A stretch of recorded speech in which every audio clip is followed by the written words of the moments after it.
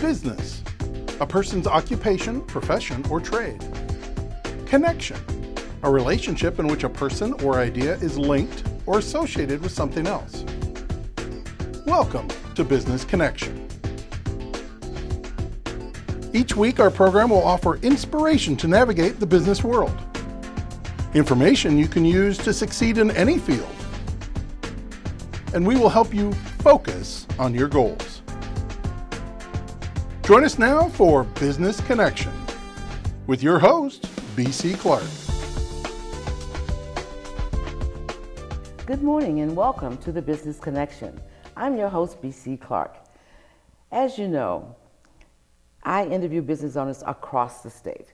And today it's my privilege to have with me the owner of Politcal Evolution, Whittney Richardson. And Whitney's going to tell us all about herself, and we'll have a conversation. So you'll learn some things that you may not know about her and her business, but also you'll hear some tips for you as an entrepreneur and business owner. Welcome to the show, Whitney. Thank you so much for having me. I'm so glad that you're here. So tell us a little bit about yourself. Are you from Omaha? Or? So I am originally from Mississippi, northern Mississippi. Oh, down home girl. Yes. Yes, Southern I'm from girl. Louisiana, so. I didn't realize you were from Louisiana. Yes, so we got those vibes going on. Yes. But it's really great. I met you just recently, and I was impressed with what I know that you're doing, what you've done. She is a lawyer, although she didn't tell you that. So she is also a lawyer, all right? And so, but her thing is political. So let's talk about that a little bit. So I am a lawyer by trade. I practiced law for about 4 or 5 years. Mm-hmm. I was in real estate, in banking, and then I wanted to transition into entrepreneurship. And I thought about the thing that I've always been interested in, which is politics. And specifically the impact of politics on the lives of everyday people. Love that. And yes. So I am a person that keeps up with politics, keeps up with the legislative happenings. And so it was kind of a no-brainer for me to start my own show, Politcal Evolution. So, currently you're doing a blog. So it's audio only. Audio only, Mm-hmm. Okay. So it's an audio only podcast. For now, yeah, because she's gone into TV, so go ahead. Yes. So it's yes. It's an audio only podcast right now, and I started back in this past October, right before the midterm election. Oh, okay. And it's been absolutely amazing to just do what I do anyway. And to talk about the issues, because in mainstream media, there's not a focus always on working class people or marginalized groups. And so that's really what I want to do, bring a focus to not only politics, but the way that those issues affect people's lives. Right, and I think the other thing too is that I think a lot of, people, they hear a lot of the political stuff going on, but they really don't understand it. And I think that they have questions, but they don't know what questions to ask. Yes. And so what are some of the things that you're seeing that maybe people are not asking that they should be asking? So that, because I always feel like if people have information, then that gives them confidence in being able to ask whatever the question is. So talk a little bit about what you're seeing as far as the legislature and things like that here in Nebraska, and what things that maybe that are not being said to our ears, we probably don't hear it.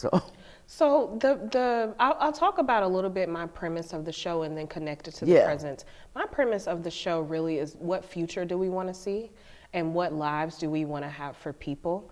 And I'm a person that believes that everyone should have access to education, housing, livable wages, and stuff like that. And no matter your race or your religion, your immigration status, and so I think about just us building a multiracial democracy that works for the many and not just for the few. Yes.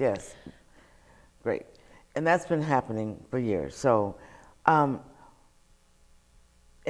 all of that you said, and of course I agree with all of that as well. What changes then do you see could happen based on some things? So to connect it back to your question, what we're seeing now, unfortunately, is different groups of people that don't want to see that future. So we talk about building, you know, a multiracial democracy that works for everyone. You know, we have people, different groups of people that are attacking education. You know, I'm a person that comes from, my family is full of teachers, educators, and stuff like that, and I hold those groups of people very near and dear. There are people that are attacking education that want to have control over what we can and can't teach.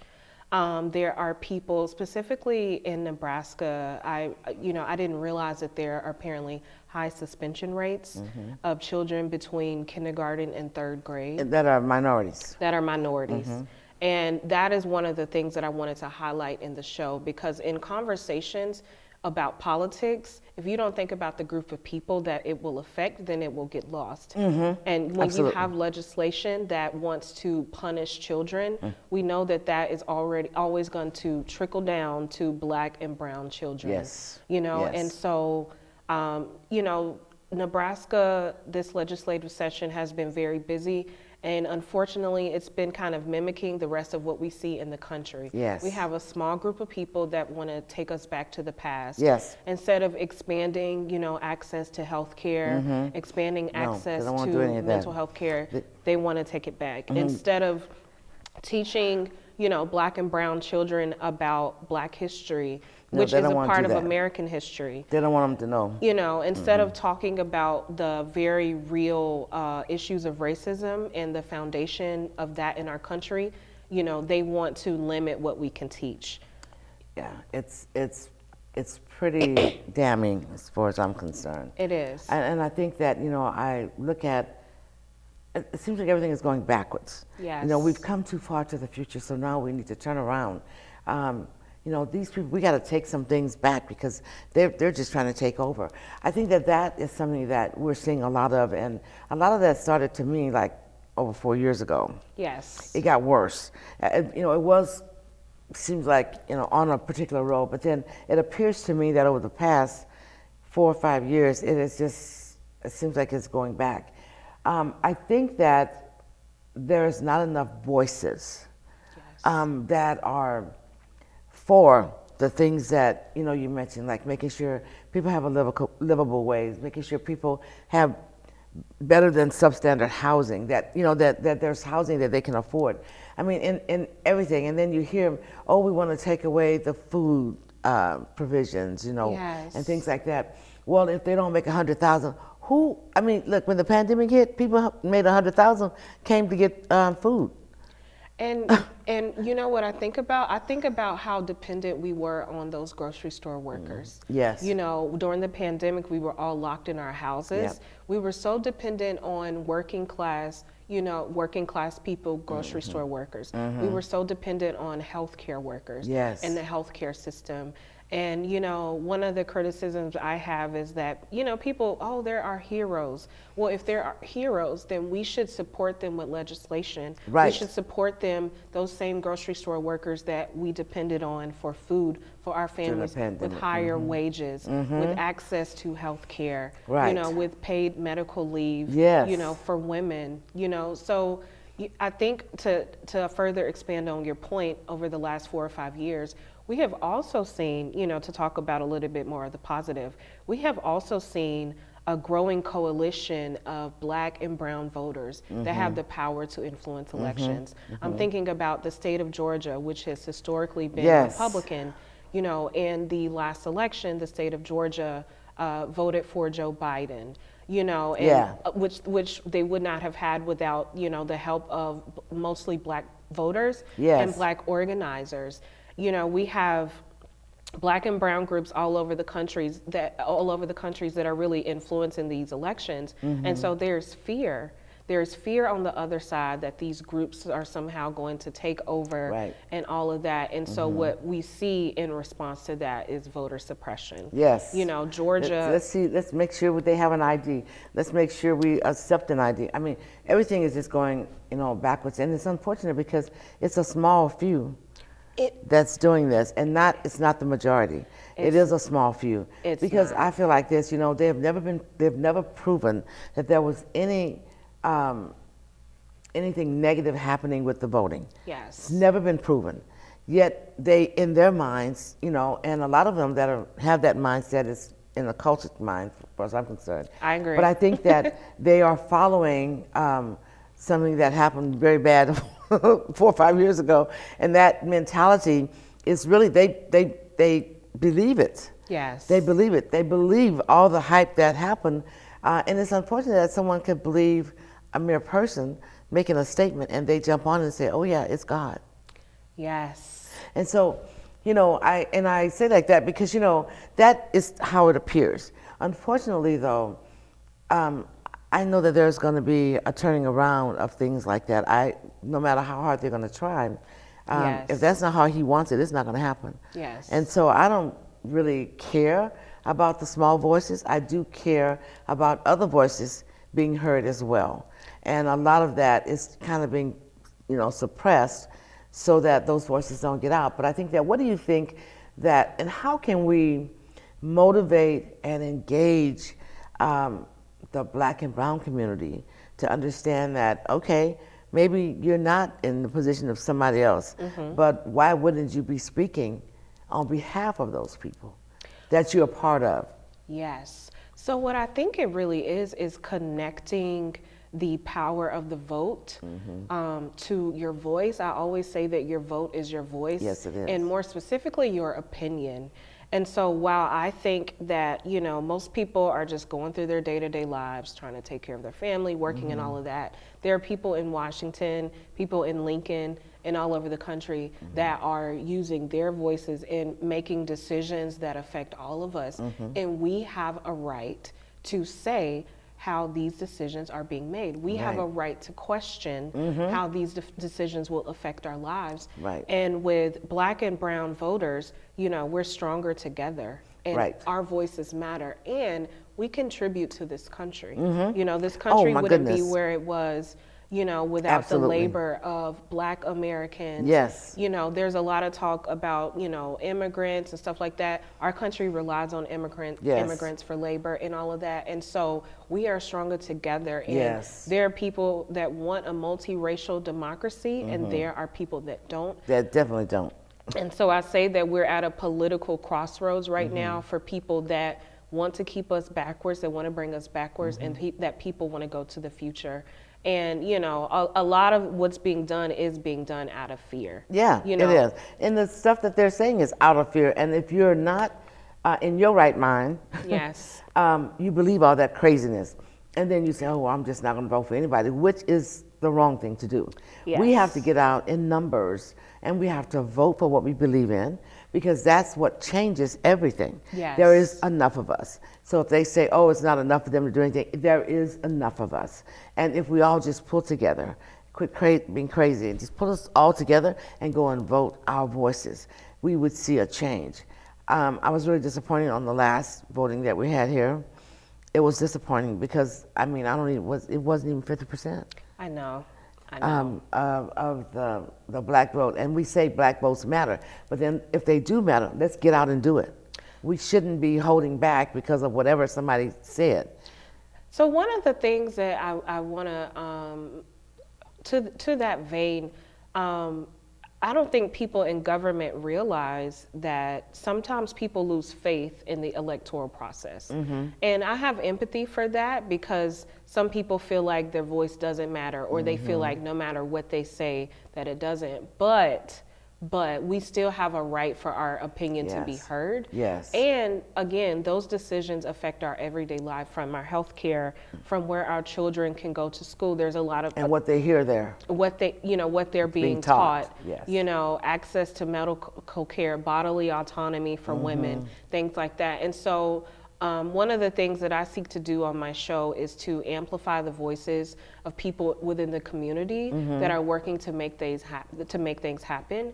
And there is a robust, lively, very active community of people here that are doing civic engagement work, that are doing the work to go to those communities to educate people who may feel like their voice doesn't count.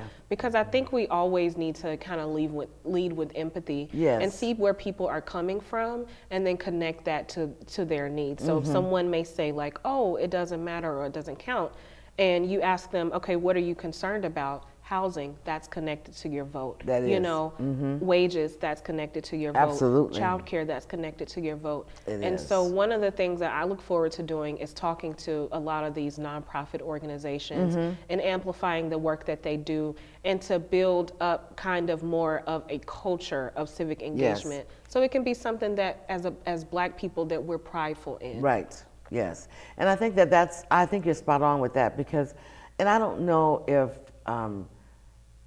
in the community they kind of feel like, okay, well, I'm just not even going to bother because, it's, this is going to happen or they're going to get it. But I think that I want to urge people to do is, it doesn't matter what you think or see. If you believe that this is what you want changed and you really want your vote to count, that Black vote matters, that brown vote matters, then we have to get out and vote. We can't just say, I'll leave it to somebody else. Oh, somebody's going to vote, so we'll just, no, we need all the votes, because those votes they do matter. Every last one of those votes matter. And so if we decide to just say, oh, it's not important, or we tell our kids, oh, you're 18, but you don't have to vote, then we're sending the wrong message and the wrong signal, because they're going to be the ones to have the brunt of this, right? Yes. You know what I'm saying? Because they're our future. So I think that we all need to come together more in unity about the vote, and really understand that as we vote, that is our voice. And if we come out in numbers, we can change things. We changed things when President Obama was working, and for the first time that I know of, District 2. Yes. Okay, so Yes. if we go back to that mentality, yes, he was the first Black man that got in, but we still need to vote. We still have to vote, no matter who's trying to get in, because if we don't want him in there, we can vote against it. Absolutely. And that's where our votes really matters. And our power. And our power is with all of us. Our power. Doing it. Yes. And so I appreciate that that's what your show is going to be about, because people will get to see the people that you'll be interviewing, and they'll hear the people in the community that they know. Yes. That can bring the information to them. Yes. Because everybody doesn't go to the things that are being put on. Right. They sit at home, I want to see what's going to be on, let's see what the news is going to say about it. Well, come out. Yes. Don't wait for the news, because the news is not going to give it to you the way you want it. Come out, so you're right there with the news, and you'll both come away with different perception, but at least you'll have the understanding you need to be able to make the vote count. Absolutely. And so that's what I kind of really believe. I think that a lot of times there's not enough information. Yes. And if we look at the voter card, that's the only information you have. All you have is what they want you to know. Yes. And I know people say, let me get the card so I can see who's on there. No. Let's go to the meetings. Let's see what each person stands for. Are their values like your values? Yes. Do they, they want the same thing you want? If they don't, then you have to vote against that. But I think that it's good to have a television show that really speaks to that. Yes. So that people can really see and understand. They'll be, coming to 22, they were looking at the people they see in the community that, oh wow, people they respect, people they know have the knowledge and the wisdom and understanding, and that may change some things. I think so. I think so. Because, you hear people on the radio, you don't see their face, you don't get the expressions, the emotions or anything. Yes. But seeing them and how their passion comes out, it gives you a different perspective on what they're actually talking about, and it allows you to listen to what they're saying and really receive that. And so I think a lot of times that doesn't happen. Yes. And so we have to just continue to go, to grow. We need to grow. We can't stay where we are. We can't stay stuck and stupid, okay? We have to really get the information we need so we're confident when we go to that poll to vote, we know. And you know what? I don't care if they say they want an ID card. What the hell? Get an ID card. Get whatever the state you need and go and put your voice in. All those things are just mechanisms and tools to stop you from going to the poll. Yes. So get your ID, okay? State ID, driver's license, whatever you need. So when you go, flash it on them, throw it at them. No, don't do that. But, show them that you're not afraid to have an ID. You're not afraid to vote. And you're going to go there with that, give them that. And then what? Then what? When everybody has everything that they need and our voice is heard, things will change. So, just talk about some of the other things you can have on your show. To that point, I'm thinking of organizations. I think I'm glad to see people kind of starting now, because by the time election time rolls around, if you create a culture of voting and civic engagement right now, yes, then by the time election time rolls around, you can kind of build on that momentum. Yes. And I'm like you know, they can try to throw all the voter suppression tactics at us, but that just lets us know they view our vote as valuable. Yes. Because if it wasn't so valuable, then they wouldn't They try wouldn't to be make trying us to do all jump that. through hoops. Exactly. And so, So let's jump through the hoops. Let's bring our ID and let's vote. Yes. Because that's what it's about. It's really about us protecting our vote. So we can carry a sign that says Black votes matter, but if we're not doing the things that we need to do to ensure that they matter, what's the use of the sign? And so let's put our mouth on our vote so that we can have the unity and get things changed right here in Nebraska, is what I'm thinking. Absolutely. You might need to run for office. Oh no, I have to hurt somebody. But no, no, I want to leave that to the political people. It's not my niche. But I have wisdom. Yes. And I have knowledge and understanding, and I know what things could work and what things could be better. Yes. So, and that's not even saying that I'm a civic anything, but I mean, you can't not see. Yes. You can't not, you can put your head around if you want to, but it's live and in charge, and you need to be able to act on the things you see. And so your vote is very important. It's so important that they want to stop you from voting. So that should motivate you to get out and vote. Absolutely. I mean, I just think that we have to think about this a different way. Our mindset needs to change. Yes. And it shouldn't be, if they want an ID, I'll forget it. I'm not going to vote. No. This is an opportunity for you to say, you know what? I don't care about that. I got an ID. What are we hiding for? We're all citizens, most of us. And there's people here that have other things that they're becoming citizens. Let's get our IDs and go vote. Let's show them that doesn't stop us. Okay, I don't know. Anyway. Yes. So, and I think that's really great. I think that by them seeing people that they know is in that field, that in that niche of political reign, I think it's going to help them, and we just don't have enough on. So we have a show coming on, every twice a month, whatever it is. I think that's going to really help us, and then we can get prepared. Because I always believe that the way you have confidence is that you prepare ahead of time. Yes. Understand the information, go through it and make sure that you've chosen who fits your values, who fits your vote, and you go to the poll with that confidence, throw out your ID and vote. Yes. Let's make it happen. Let's not just talk about it. Let's not just keep having these meetings. Let's just vote, okay? So that we can, because our vote does matter, and the only way we can show them that it matters is to come out in droves, and vote. And this young lady is going to be putting on a lot of shows that shows you why it's important for us to get out and vote.